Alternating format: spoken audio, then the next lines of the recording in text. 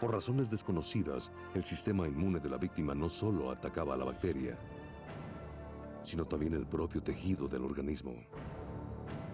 El resultado de este furibundo ataque puede resultar en severas afecciones que incluyen artritis, erupciones cutáneas y, lo más peligroso, un daño a largo plazo de las válvulas del corazón, las puertas principales a través de las cuales viaja la sangre hacia el resto del organismo. La fiebre reumática es particularmente peligrosa porque entre más la padezca un individuo, es más probable que la vuelva a contraer. Cada infección en la garganta cobra una malevolencia de una magnitud que no había presentado antes. En cada ocasión pudo haber sido el estreptococo y cada infección podía causar más daño a una de por sí dañada válvula cardíaca. Cada vez que leo en las cartas de Leopold que Mozart tenía fiebre o infección en la garganta, me preocupaba que pudiera tener fiebre reumática recurrente. 22 de febrero de 1764. A mi querido Wolfgang de repente le dio infección en la garganta y catarro. Tenía la garganta tan inflamada que estuvo a punto de asfixiarse. 19 de septiembre de 1765. Wolfgang contrajo un catarro muy fuerte y tras algunas semanas de haber mejorado un poco, me contagié yo. 15 de noviembre de 1766. El pequeño Mozart cayó enfermo y estaba muy mal. Finalmente el problema se centró en sus pies, pues se quejaba de que le dolían mucho.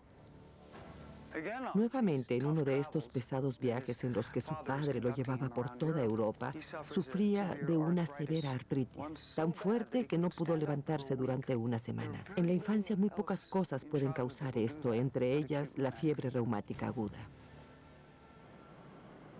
Luego de 3 años y medio de viajar, los Mozart volvieron a Salzburgo, su tierra natal. Wolfgang tenía apenas 11 años de edad, pero ya había escrito varias composiciones importantes que incluían sus primeras 5 sinfonías. Pero mientras la doctora Fitzgerald investigaba la muerte de Mozart, creía que las enfermedades que sufrió durante las giras europeas pudieron haber pasado una factura fatal y haber dañado permanentemente su corazón. La cuestión respecto a la enfermedad que mató a Mozart es qué evidencia ofrece una falla cardíaca. La doctora Fitzgerald va tras el rastro. Busca pruebas que conecten la falla cardíaca con la fiebre reumática. Cree que en 1791, Mozart, de 35 años, probablemente volvió a infectarse con la bacteria del estreptococo, lo que disparó un ataque más de fiebre reumática. Sufría de una erupción, fiebre alta y dolor articular, todo lo cual concordaba con la fiebre reumática. Pero es la extraña hinchazón de todo el cuerpo que Mozart padecía lo que proporcionaba la evidencia más convincente de que Mozart sufrió de daño cardíaco a consecuencias de la fiebre reumática. Se hinchó tanto que apenas podía moverse. Este es un signo clásico de cierto tipo de falla cardíaca asociada con la fiebre reumática. Se llama fiebre cardíaca congestiva. Mientras el corazón de Mozart sufría más y más daño debido a los ataques recurrentes de fiebre reumática, su corazón no pudo agrandarse. En un intento de bombardear sangre a través de las válvulas enfermas y cicatrizadas. Si las válvulas de Mozart estaban dañadas, su sangre debía bombearse a través de un área muy pequeña. Para que eso ocurriera, las paredes del corazón también deben engrosarse para compensar esto. Estos son 2 cortes transversales de un corazón. Este es un corazón normal. Como puede verse, las paredes miden alrededor de 1 centímetro de grueso. Estas paredes son casi del doble. Este tipo de engrosamiento de las paredes se ve a menudo en las válvulas de un corazón con fiebre reumática. Cuando el corazón está debilitado por el daño, cuando el músculo ha sido sustituido por una cicatriz, el corazón no puede latir para expeler la sangre dentro de sí con la efectividad de antes. En ese caso, la sangre que llega al corazón desde el organismo se regresa y causa tal presión en los vasos que literalmente sale de ellos. La porción de suero en la sangre, la acuosa, permea en los tejidos. Esta acumulación de fluido es lo que causa la impresionante hinchazón del cuerpo de Mozart. A la larga, el fluido se estancó en sus pulmones, lo que provocó que se ahogara.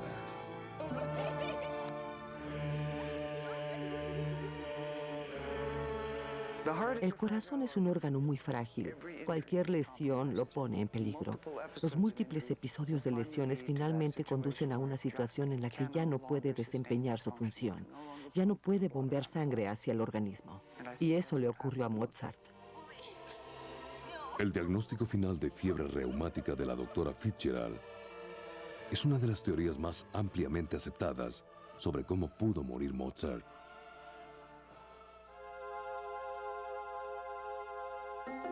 Pero una investigación posterior sobre la vida adulta y las enfermedades de Mozart plantea la posibilidad de que una enfermedad totalmente distinta pudo terminar con la vida de este gran genio musical. Una posibilidad es que Mozart sufría ataques de fiebre reumática, pero que su corazón no resultó seriamente dañado. Lo extraordinario sobre las infecciones por estreptococos es que pueden afectar a personas distintas de diferentes formas. Esto puede producir una variedad fascinante de desórdenes diferentes. El doctor Peter J. Davis cree que pudo no ser el corazón lo que le falló a Mozart, sino otro órgano importante. Es un nuevo diagnóstico y una nueva investigación para descubrir al asesino de Mozart.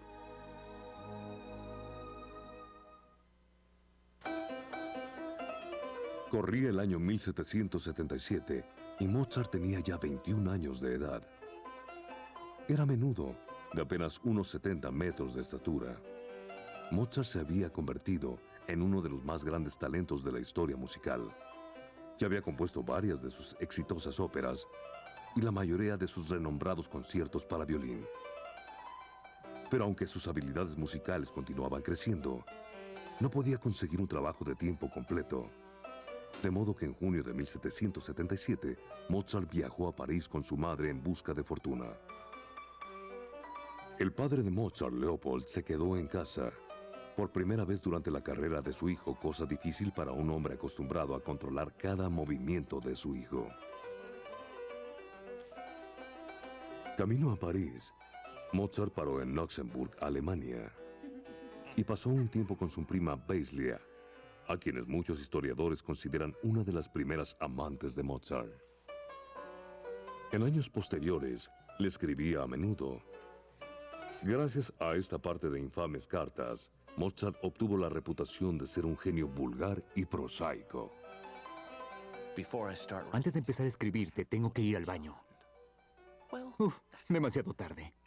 Mientras quizá tú estés enojada conmigo, piensa que yo siempre seré tu amigo. Mientras tu corazón no encuentre sosiego, yo me echaré una apestosa flatulencia. Te saludaré con entusiasmo, amable y gentil. Y mientras tú puedes besar mi reptil. Estoy echando humo cual tetera y me divertiré disparando por mi pistola trasera. Con un beso te saludaré y tus nalgas te sacudiré. Para mí, que Mozart está liberándose de la tremenda presión que casi siempre sufre durante estos viajes. Mozart se liberó de su padre para hacer algo bueno, buscar empleo. Pero Mozart no logró encontrar un trabajo de tiempo completo y el viaje a París pronto se convirtió en un desastre financiero. Luego, la tragedia llegó. La madre de Mozart murió, tal vez a causa de una fiebre tifoidea, una enfermedad transmitida por los piojos. En una carta, Leopold culpa a Mozart de la muerte de su madre. Tenías tus compromisos. Andabas todo el día en la calle y como ella no te dijo nada, tú tomaste su enfermedad a la ligera. Y mientras tanto, su enfermedad se hizo más seria, mortal de hecho. Y solo entonces llamaste al doctor, cuando por supuesto ya era demasiado tarde. Una brecha insalvable está a punto de formarse entre padre e hijo. La disputa tendría serias consecuencias en la salud mental de Mozart. Un detalle capital en el nuevo diagnóstico de Davis.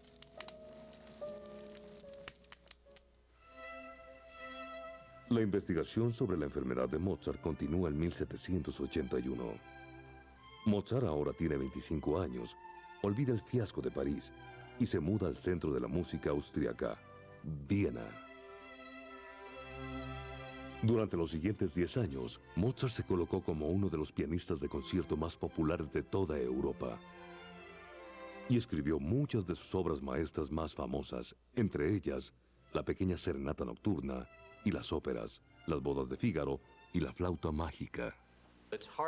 Es difícil imaginar a alguien medianamente culto que no haya escuchado algún fragmento de alguna de estas melodías.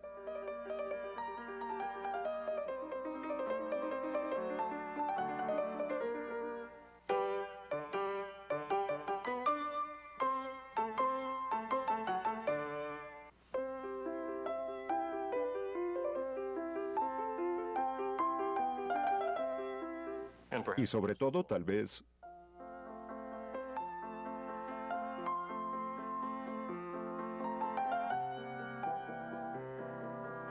y podríamos seguir, pues hay muchas de estas piezas que podría uno tocar. En 1782, Mozart, de 26 años, conoce a Constanza Weber, la hija de su casera. Mozart se enamora y se casa con ella en contra de los deseos de su padre, quien no asiste a la boda. 2 años después, cuando nació el primero de los hijos de Mozart, Leopold vuelve a despreciar a su hijo. ¿Querrá ir a Viena para asistir al bautizo? ¿Será padrino de su propio nieto? No, claro que no. Alrededor de la época en que nació su hijo, en 1784, el compositor de 29 años enferma seriamente. En 1784 tuvo una enfermedad interesante. Durante 4 días presentó ataques recurrentes de cólicos abdominales asociados con fiebre. Para el Dr. Davis, este es un gran descubrimiento para su investigación. Cree que esta enfermedad podría ser la clave de la muerte de Mozart. 4 días seguidos a la misma hora, tuve un horrible ataque de cólicos que siempre terminaban con un vómito violento. Mi doctor es Sigmund Barisani, quien desde que llegó a Viena ha estado casi a diario en mi habitación. Tengo que sangrarte.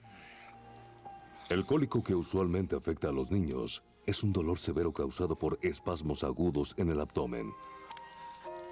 En los adultos, a menudo se debe a un proceso obstructivo, como una piedra en el riñón. Algunas personas han especulado que eran ataques de cólicos renales debidos a piedras en los riñones. Yo presumo que pudo haber sido el primer ataque del síndrome de Schönlein-Enoch.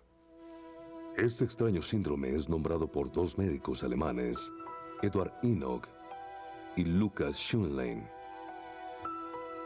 La teoría del Dr. Davis es que Mozart sufre de una infección posiblemente causada por la bacteria del estreptococo, que dispara el síndrome.